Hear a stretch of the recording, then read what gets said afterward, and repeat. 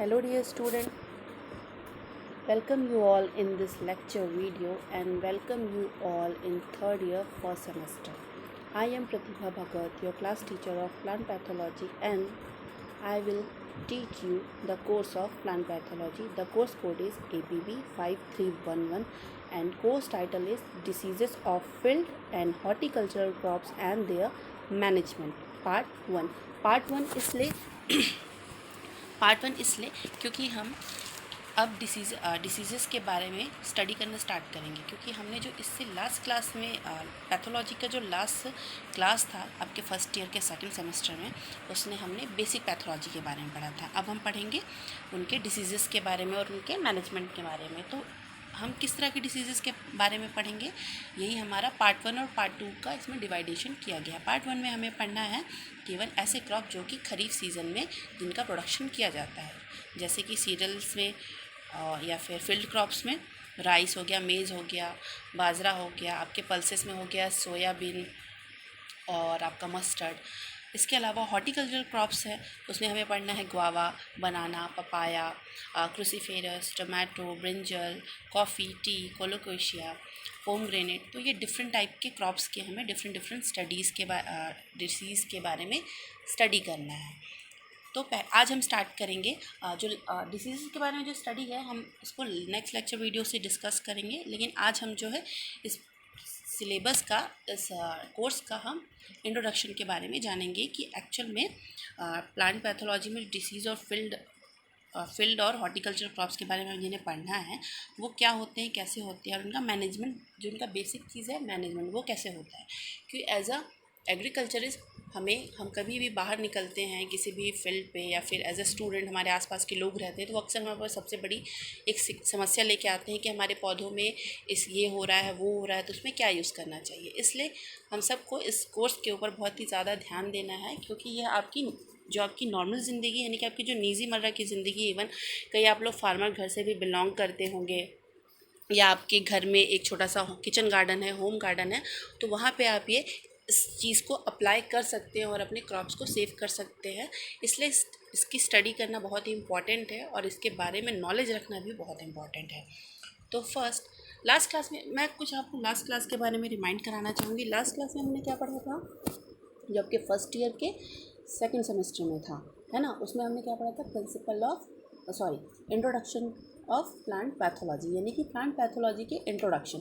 उसमें बेसिक चीज़ें हमने जाना था कि प्लांट पैथोलॉजी क्या होता है। प्लांट पैथोलॉजी के अंदर डिफरेंट टर्म्स थे, डिसीज़ हो गया, आपका डिसऑर्डर हो गया, साइन हो गया, सिम्टम्स हो गया, एपिडेमियोलॉजी हो गया, पैथोजन हो गया, और उसका डिसीज़ ट्रायंगल हो गया। इसके अलावा हमने डिफरेंट डिसीज़ कॉजिंग एजेंट, जैसे कि हो गया आपका fungus, bacteria, virus, nematodes, pyroplasma, phytoplasma, इन सब के बारे में हमने डीप स्टडी की थी, उनके क्लासिफिकेशन के बारे में और उनके बायोलॉजी के बारे में, उनके स्ट्रक्चर के बारे में।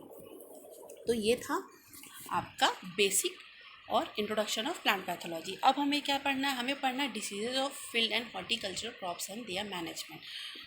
तो पहले मैं बताना चाहूँगी कि जो डिसीज़ है, हमें जो डिसीज़ के बारे में पढ़ना है वो हमें एक सीक्वेंस में पढ़ना होगा। जैसे कि अगर हम राइस का किसी एक पर्टिकुलर डिसीज़ के बारे में पढ़ रहे हैं, फॉर एग्जांपल के लिए आपका राइस का ब्लास्ट, जो कि सबसे कॉमन डिसीज़ है, तो हमें डिसीज़ को पढ़ने का एक डिफरेंट पॉइंट्स है। जैसे कि पहला उसका इंट्रोडक्शन, कि वो ब्लास्ट का इंट्रोडक्शन इंडिया में कैसे हुआ, या वर्ल्ड में सबसे पहले कहाँ पाया गया, कब आया था, किस साइंटिस्ट ने इसकी खोज पहले की थी। इसके अलावा इसकी बायोलॉजी क्या है, बायोलॉजी में उस पर्टिकुलर पैथोजन का पूरी बायोलॉजी के बारे में पढ़ेंगे, उसके डिसीज़ साइकिल के बारे में पढ़ेंगे, और फिर उसका लास्ट है हमारा मैनेजमेंट। तो ये डिफरेंट पॉइंट्स है जिसके बारे में हम पढ़ेंगे। तो पहले इंट्रोडक्शन जैसे मैं आपको समझाया, अब नेक्स्ट बात करते हैं हम ईटियोलॉजी की। जैसे क्या होता है, वह एक पैथोजन का स्टडी ऑफ बायोलॉजी, यानी कि पैथोजन्स के कैरेक्टर। मान लीजिए कोई पर्टिकुलर डिसीज़ किसी पर्टिकुलर पैथोजन, यानी कि फंगस है, फंगस के कारण लग रही है, यानी फंगस में फॉर एग्जांपल के हम ले लेते हैं अल्टरनेरिया ब्लाइट। अल्टरनेरिया ब्लाइट किसका डिसीज़ होता है, टमाटो का अर्ली ब्लाइट। तो अर्ली ब्लाइट में जो यानी कि टमाटो में जो अर्ली ब्लाइट लग रही है, यानी कि अल्टरनेरिया सोलनी, तो वो अल्टरनेरिया सोलनी क्या है, उसका पैथोजन का नेम है, ठीक है। तो अब अल्टरनेरिया का कैरेक्टर कैसा है, यानी कि उसमें कौन से स्पोर डेवलप करते हैं, किस तरह का उसमें इन्फेक्शन होता है, सिस्टमिक होता है कि नॉन सिस्टमिक इन्फेक्शन करता है प्लांट में, और जो उसका पैथोजन है वो किस फैमिली से बिलोंग करता है, और उसका स्ट्रक्चर क्या होता है, किस कलर का होता है, उसका शेप क्या होता है, उसका साइज़ क्या होता है, और कितने कितने डिफरेंट टेम्परेचर पे वो सर्वाइव करता है, और कितने टेम्परेचर पे उसको आवश्यकता होती है प्लांट में डिसीज़ को इनोकुलेट करने के लिए। तो ये होता है आपका ईटियोलॉजी। ईटियोलॉजी के बाद हम देखते हैं डिसीज साइकिल। डिसीज साइकिल जैसे कि हमने फर्स्ट ईयर में देखा था कि डिसीज साइकिल क्या है, it is the reaction which develop the disease और पैथोजन। यानी कि हमें आसान भाषा में कहें तो यह एक चेन ऑफ रिएक्शन है जिसमें क्या है, पैथोजन अपना डेवलपमेंट कर रहा है रिप्रोडक्शन के थ्रू और डिफरेंट मेनली इसमें जो 2 पॉइंट होते हैं वो होता है प्राइमरी इन्फेक्शन और सेकेंडरी इन्फेक्शन। मतलब एक पैथोजन फील्ड में किस तरह से पहली बार फील्ड में इंट्रोड्यूस हो रहा है वो होता है प्राइमरी इन्फेक्शन। और सेकेंडरी इन्फेक्शन मतलब अगर वो एक ही सीज़न में उस पैथोजन का अगर एक ही बार इनोकुलम हो रहा है तो वो होता है प्राइमरी इन्फेक्शन, लेकिन वह एक ही सीज़न में दूसरी बार इनोकुलम कर रहा है तो वो होता है सेकेंडरी इन्फेक्शन। फॉर एग्जांपल के लिए जैसे कि डिसीज़ अगर किसी फील्ड में ऑलरेडी प्रेजेंट है लेकिन अब वो केवल एक प्लांट में प्रेजेंट है, लेकिन वह एक प्लांट में जब वो दूसरे प्लांट में स्प्रेड होगा तो वो जो मीडियम ऑफ स्प्रेड है तो वो हो जाएगा उसका सेकेंडरी इनोकुलम यानी कि सोर्स ऑफ इनोकुलम। तो ये था आपका डिसीज साइकिल। अब हम जानेंगे मैनेजमेंट के बारे में। तो मैनेजमेंट में क्या है, जैसे कि मैनेजमेंट हमें डिसीज़ को अब कंट्रोल कैसे करना है, यानी कि उसका इनिशियल स्टेज कैसे लेना है, उसमें किस तरह की हमको एक हर पर्टिकुलर पैथोजन के लिए यानी कि हर एक पर्टिकुलर डिसीज़ के लिए हमें एक पर्टिकुलर स्ट्रैटेजी बनानी लेके चलनी होगी। उसी स्ट्रैटेजी के थ्रू हम उस डिसीज़ का मैनेजमेंट करेंगे। तो फर्स्ट हम डिस्कस करते हैं प्लांट डिसीज़ इम्पैक्ट के बारे में। जैसा कि हम सब जानते हैं कि प्लांट डिसीज़ क्या होता है। अब उसका इम्पैक्ट क्यों इतना इम्पॉर्टेंट है प्लांट डिसीज़ को कंट्रोल करना। तो हम सब जानते हैं कि प्लांट डिसीज़ क्या करता है, डायरेक्टली प्लांट के यानी कि आपकी क्रॉप के प्रोडक्शन को लॉस करता है। अगर क्रॉप का प्रोडक्शन लॉस होता है तो वो अल्टरनेटिवली क्या होता है, हमारे फार्मर को डायरेक्टली वो क्या करता है, फार्मर के इल लॉस करता है। इल लॉस से क्या होता है, उसको इकोनॉमिक ही लॉस होती है, यानी कि उसका जो प्रोडक्शन है या तो वो कम हो जाएगा, डिस्टॉर्टेड हो जाएगा, ख़राब हो जाएगा, तो उसे अपने प्रोडक्ट की मार्केट में अच्छी प्राइस नहीं मिलेगी। तो हम उसके इसी लॉस को कम करने के लिए हमें मैनेजमेंट करना बहुत ज़रूरी है। जैसे कि प्लांट डिसीज़ क्या है, ह्यूमन में बहुत तरह की लॉसेस कॉज करता है, जैसे कि economic loss, starvation and uprooting of families resulted from different diseases. यह मीन्स एक तो इकोनॉमिक लॉस तो हो ही रहा है, साथ ही साथ स्टार्वेशन यानी कि भुखमरी आ रही है। भुखमरी की कंडीशन में क्या होता है कि जब वो खाना यानी कि कोई पर्टिकुलर हमारा जो मेन फूड है अगर वो वहाँ पे पूरी की पूरी तरह से लॉस हो जाए तो हम किसी तरह से उसका कवर अप नहीं कर सकते और अनाज की कमी होने के कारण इंसानों में भुखमरी की समस्या आ जाती है।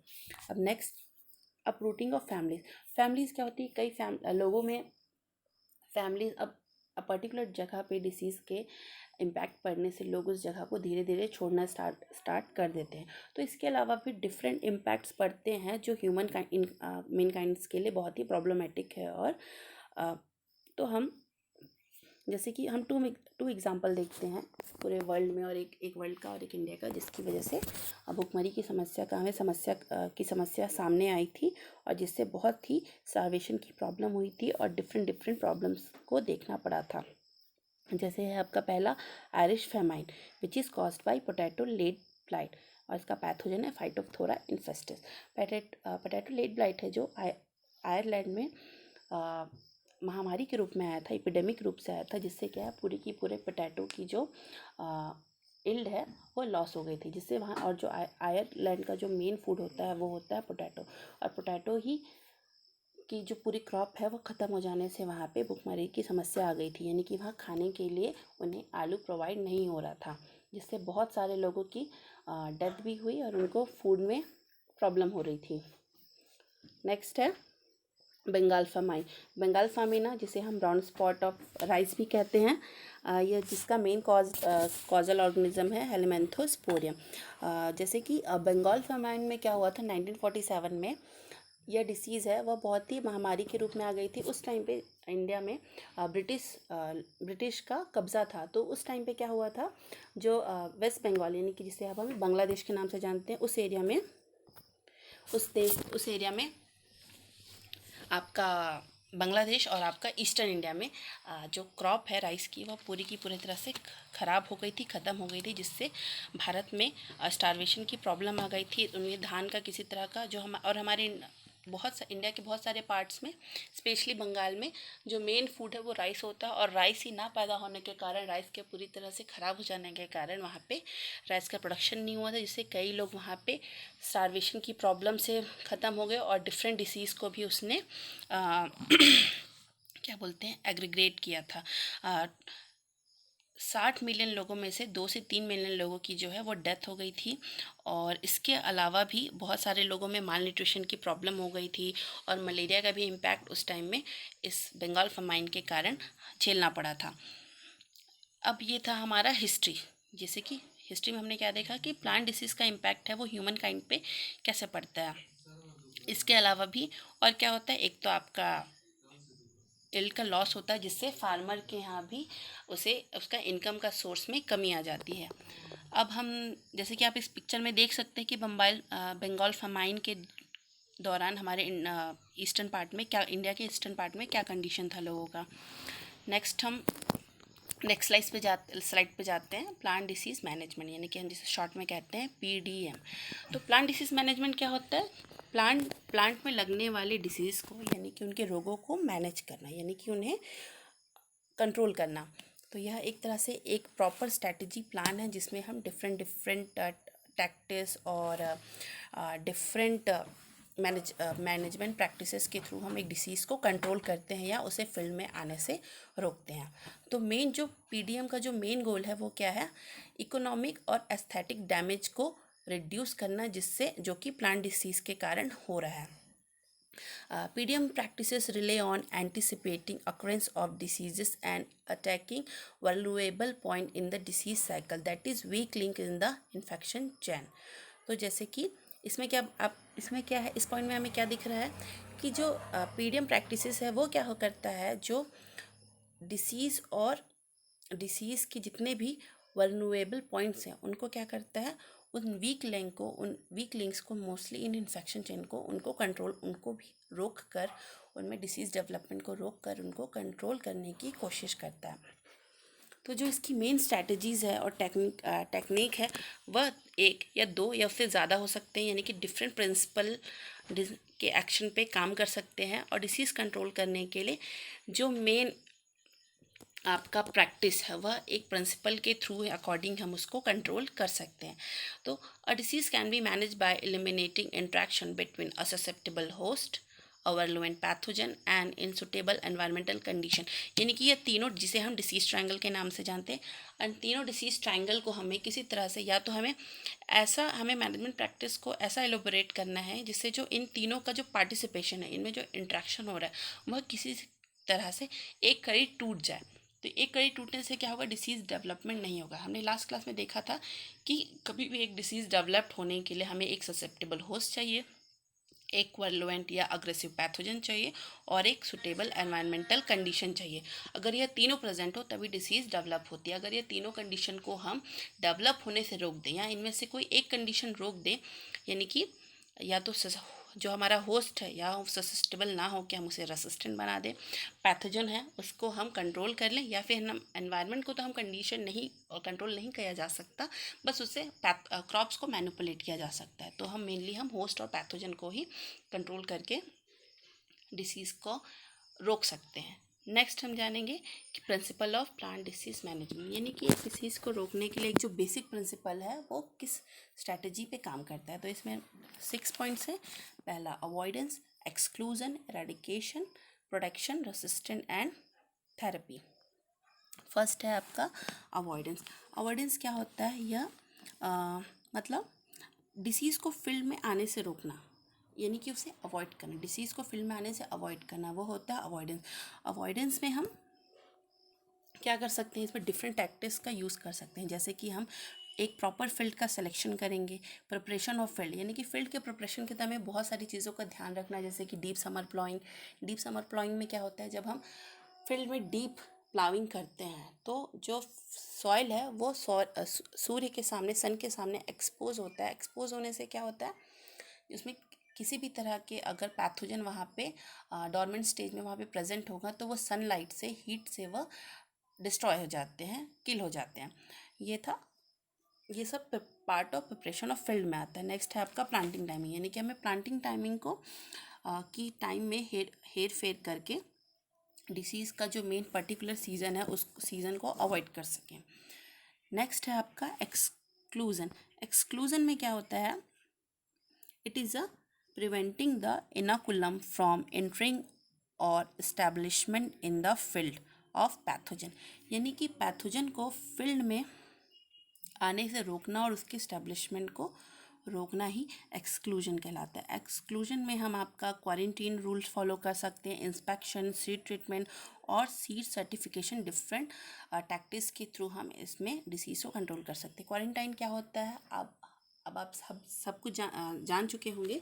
जैसे क्वारंटाइन में हम एक पर्टिकुलर एरिया में क्वारंट चीज़ों को रोक देना है, यानी कि मान लीजिए अगर कोई एरिया जैसे कि बंगाल फैमिली, यानी कि जो बंगाल है उस एरिया में ऑलरेडी ब्राउन स्पॉट आ चुका है, तो अब उस एरिया से हमें ट्रांसपोर्टेशन को रोकना है, यानी कि हम वहाँ से किसी भी तरह का क्रॉप का एक्सपोर्ट इंपोर्ट नहीं करेंगे, जिससे क्या होगा, उस देश से इस यहाँ पे एक पर्टिकुलर पार्ट से दूसरे पार्ट में वो डिसीज़ आने से जिससे रुक जाती है अल्टीमेटली।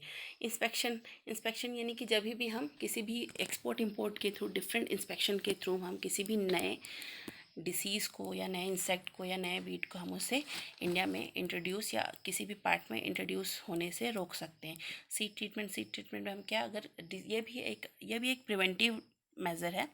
सीड ट्रीटमेंट में हम क्या करते हैं कि जब हम सीड की सोइंग करते हैं उससे पहले हम उस सीड में डिफरेंट केमिकल्स या बायो एजेंट्स के थ्रू उसे ट्रीट कर सकते हैं, जिससे वह डिसीज़ के लिए उसमें डिसीज़ अटैक ना कर पाए। ये था अवॉइडेंस एंड एक्सक्लूजन। नेक्स्ट हम जानेंगे एराडिकेशन एंड प्रोटेक्शन। एराडिकेशन से यानी कि इरेडिकेट करना,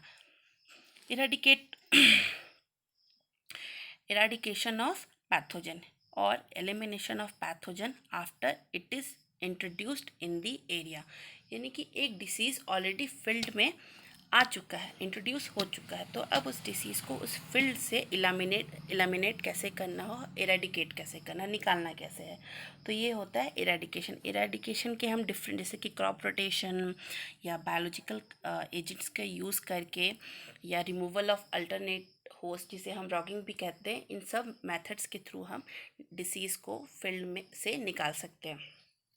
नेक्स्ट है protection is mainly use of toxicant और preventing infection by creating chemical toxic barrier between the plant and pathogen. So इसमें क्या होता है, हम अगर पैथोजन ऑलरेडी फील्ड में आ चुकी है, तो अब हम उसे कंट्रोल करने के लिए टॉक्सिक एजेंट का यूज़ करेंगे। वो फंजीसाइड्स, अगर कोई फंगस है तो उसके लिए फंजीसाइड, बैक्टीरिया है तो बैक्टीरीसाइड, और आपका वायरस है तो वायरस को तो हम डायरेक्ट उसके वायरस को कंट्रोल नहीं कर सकते, उसके वेक्टर को कंट्रोल कर सकते हैं, तो उसके वेक्टर के लिए इंसेक्टिसाइड, एंड देन निमेटोड के लिए निमेटीसाइड। तो ऐसे डिफरेंट पैथोजन के लिए हम डिफरेंट टॉक्सिक एजेंट यूज़ कर सकते हैं। नेक्स्ट है हमारा रेसिस्टेंस यानी कि use of plant cultivators that can reduce the rate of inoculum production, the rate of infection और रेसिस्टेंट। और फॉर एग्जांपल हम इसमें क्या करते हैं, रेसिस्टेंट वैरायटी का यूज़ करते हैं। रेसिस्टेंट वैरायटी जिसकी हम जीन को मॉडिफाइड करके उस प्लांट को पर्टिकुलर डिसीज़ से रेसिस्टेंट कर सकते हैं, यानी कि उसमें एक उसके जीन्स को उसमें एक ऐसे जीन का इस्टेब्लिशमेंट करना है जिससे जो डिसीज़ है वो क्या हो सकता है, वो डिसीज़ के लिए वह प्लांट रेसिस्टेंट हो जाए। तो ये होता है आपका रेसिस्टेंट प्लांट और रेसिस्टेंट वैराइटीज़। नेक्स्ट है आपका थेरेपी यानी कि यह भी थेरेपी भी डिसीज़ के लगने के बाद यही यूज़ होती है, जबकि रेसिस्टेंट है वो क्या है, डिसीज़ को आने से रोकने के लिए यूज़ किया जाता है। थेरेपी में क्या करना है, cure of plant that already infected, जैसे कि हम इसको ऐसे प्लांट्स को हमें क्योर करना है जो कि ऑलरेडी इन्फेक्ट हो चुके हैं।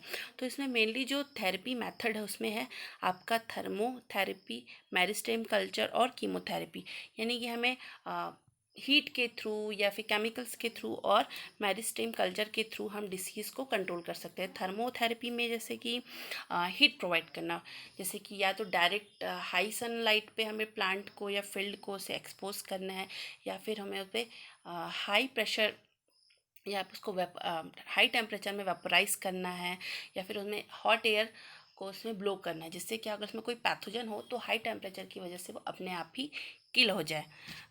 तो ये था आपका थर्मोथेरेपी। मेरिस्टेम कल्चर में क्या होता है, मेरिस्टेम प्लांट, जैसे कि हम मेरिस्टेम कल्चर जानते हैं, हमने प्लांट बायोटेक्नोलॉजी में पढ़ा होगा कि प्लांट के मेरिस्टेम को यूज़ करके एक नया पौधा तैयार करना जो कि डिफरेंट डिसीजेस से फ्री हो। हम कई बार प्लांट ऐसे मटेरियल को यूज़ कर लेते हैं जिसमें ऑलरेडी डिसीज़ प्रेजेंट होता है, लेकिन हम अगर मेरिस्टेम को यूज़ करते हैं तो वो भी किसी भी इसमें पैथोजन प्रेजेंट नहीं होते। और मेरिस्टेम मेनली वायरल डिसीज़ के लिए, इससे फ्री होने के लिए किया जाता है। तो यह आपका था रेसिस्टेंट एंड थेरेपी। तो आज की क्लास यहीं पे ख़त्म होती है। ये था आपका basic introduction of plant disease management. अब नेक्स्ट क्लास में हम डिसीज़ेस और उनके कंट्रोल के बारे में स्टडी करना स्टार्ट करेंगे। तो जो हमारा फर्स्ट क्रॉप होगा वो होगा राइस। तो मैं आप सबसे रिक्वेस्ट करती हूँ कि आप जब भी नेक्स्ट वीडियो को देखने से पहले एक बार राइस के बारे में जनरल स्टडी कर लें, तो जिससे डिसीज़ के बारे में स्टडी कर लें, जिससे क्या है जब आप लेक्चर देखें तो आपको वह चीज़ क्लियर हो सके। Thank you all.